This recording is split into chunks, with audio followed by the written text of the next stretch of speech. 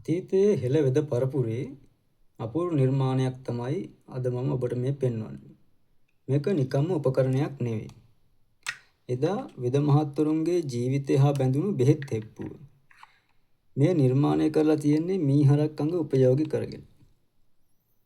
පැරණි වෙද මහත්වරු බෙහෙත් පැලෑටි හොයාගෙන ඝන කැලෑවට යන අවස්ථාවන් වල එහෙමත් නැතිනම් දුර බැහැර ගමනක් යන අවස්ථාවන් වල මේ බෙහෙත් හෙප්පුව තමන්ගේ ළඟ තබා ගන්න පුරුදු වෙලා හිටියා.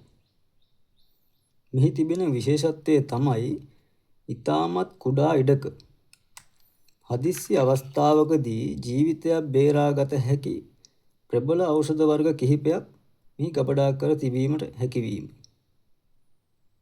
විශේෂයෙන්ම සර්පයෙක් දෂ්ට කළ අවස්ථාවකදී අවශ්‍ය කරන විෂනාශක ඖෂධ, ශරීරගත වූ විෂක් නැසීමට අවශ්‍ය ගුලි සහ කල්ක සහ ඕනෑම රෝගී අවස්ථාවකදී ක්ෂණිකව ලබා දිය හැකි දිව්‍යමය ඖෂධ මෙහි අඩංගු වුණා.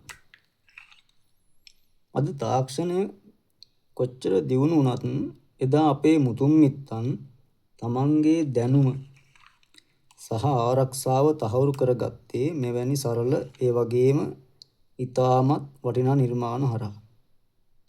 අපේ හෙළ වෙදකමේ අභිමානය කියාපාන මේ වගේ දේවල් රැක ගැනීම අපේ වගකීමක්.